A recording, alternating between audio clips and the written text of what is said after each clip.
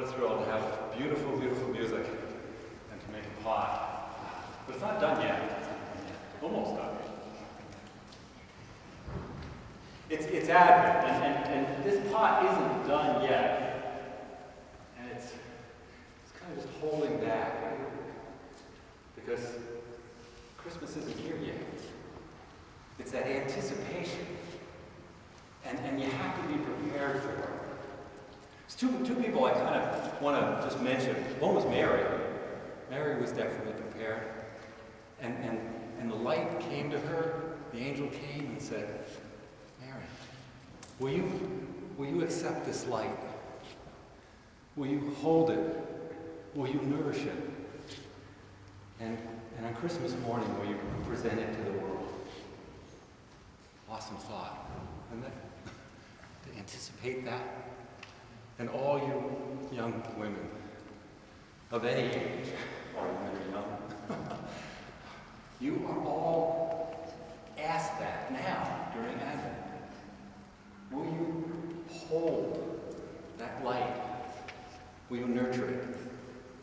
And will you bring it forth into the world on Christmas? And it's not just the women. The men are involved too. I mean, who was there was Mary, Joseph, right?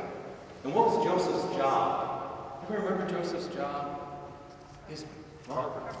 He was a carpenter, but what was his mission? As you know, Mary's received Christ, and Mary's pregnant. She's about to give birth. But Joseph was given a specific task. What? Find a room at the inn. And he didn't call Hotel.com. He didn't get his credit card in there, you know, he did not secure a room. But he's Joseph, and he's resourceful. And he doesn't let things like that stand in his way. And he found a place. He found a wonderful place. And maybe it was always meant to be a humble beginning. Maybe he was given that challenge. But he rose to the occasion. He didn't say, oh, well, there's no room at the inn, Mary. We're stuck. No. He got things out of the way. He made room at the inn. And every year at Advent, the Holy Spirit comes to us, all of us men. And he knocks on our door at Christmas morning, and he says, I want Christ to be born in you. And I have to admit that sometimes I've said, well, I haven't made room for you this year. Could you come back at another time? But I don't want to do that this year. I'm preparing now. I'm making room at the end. I'm getting rid of the things that are in the way of showing Christ. And I want to be ready on Christmas morning. This inn allows Christ to be born. And I want to show it to the shepherds. And I want to show it to the wise men. I want to show it to the wanderers and anybody that comes by. So those are the two people I think we have to think about between now and Christmas. Mary saying yes, and Joseph not letting things get in the way, and making room at the inn. And we're all inspired in some way. Father Noah was talking about it. I mean, Paul, I've been listening to his music all week long and been inspired by it. And with the anticipation of hearing this song, he inspires me. And other people too. Tim Dennett inspires me. All the kids up here as well. Yes, of course. He's a flame. He's a fire in two ways. One way, well, three ways. One way, he just inspires me to try and do the very best that I possibly can do because of who he is and the light that he has. Secondly, because he creates things. These things just don't happen.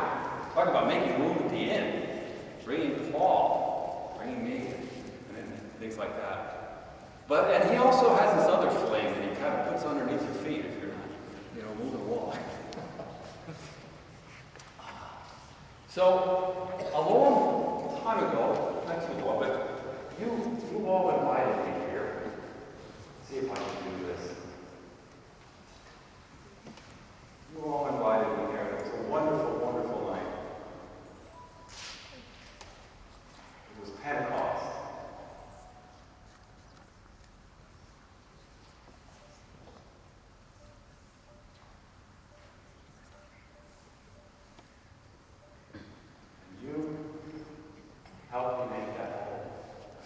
How many people are here from Boston? God bless you. For that. And what we did that night was we had this bowl, and I made it, and I invited everyone in the room to take a piece of clay and discern. And then they gave me the clay. And they're in that bowl. And if you notice that bowl, there's no place where the crucifix ends and the chalice begins, because it's all connected. When we go for Eucharist, we enter into that mystery. And everyone who was here that night is in there. And I invited them, and they took a piece of clay, and you're in there. And whatever happens to that bowl, and it's over there if you want to look at it later on. Whatever happens to that bowl, you're part of it. Because you were here, and you prayed, and you helped make it. And tonight, we invited you to do one more thing.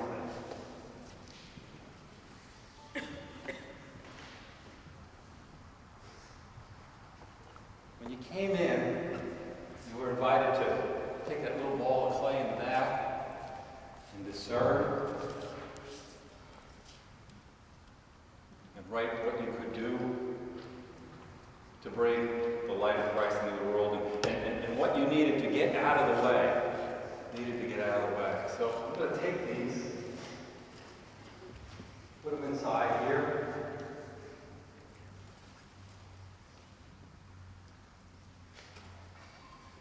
Because if God is the potter, we're the clay, God invites us to be part of all of this.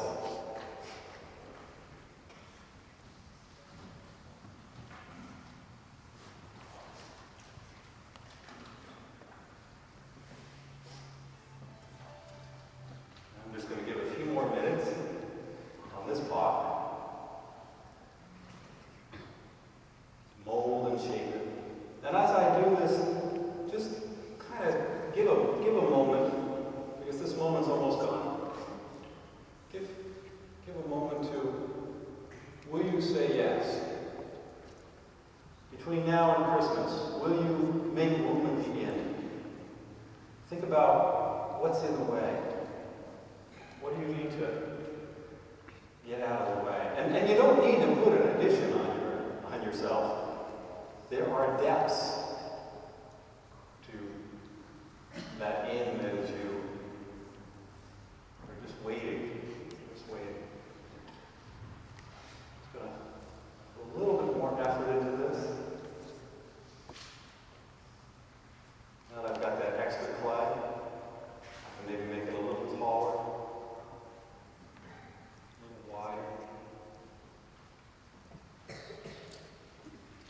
Just like the bowl that I made last time, the bottom gets trimmed away.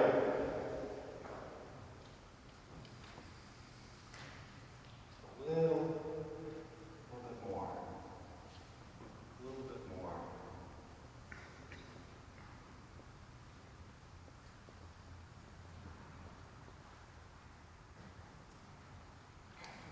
Do.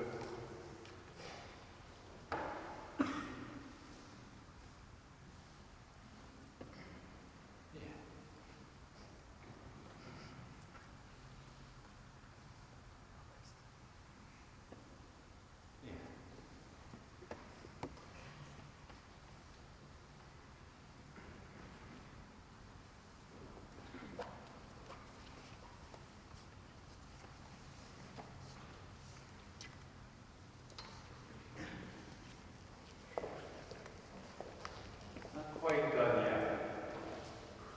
Not quite. It might look like the one on the right. It might look like the one on the left. The difference between what I threw and what's up on the screen is, see, we all have the light inside of us. And there can be a light inside that large votive. But you can't see it until you get the stuff out of the way. We all have that light inside of us, right? And Christmas Day, show it. What is in the way? Okay. Yes, go right ahead. This large votive that I made with you, with your clay and your time and your intentions and your prayers, I'm going to bring it home. And I'm not sure if I'll carve a pea stub. I'm not sure if I'll carve a nativity. But I guess the real thought for you, and I'm just about done, as they light all those candles, is what I'm going to be doing is, between now and Christmas, like that votive, I have to think about, how am I going to show the light of Christ? The light's in there. Will I show it as a nativity? Will I show it as peace? Will I show it as a crucifix? Will I show it as bringing help to a soup kitchen or to someone down the block? How will you show that light? Be like this, or tinny? Or it could be like this, or you shine it. You have between now and Christmas morning. Because if we at St. Thomas, and I really feel like I'm part of your parish, if we at St. Thomas really let that light shine on Christmas mornings, wouldn't that be truly Christmas? If Christ was born into the world through eternal life. It's the light.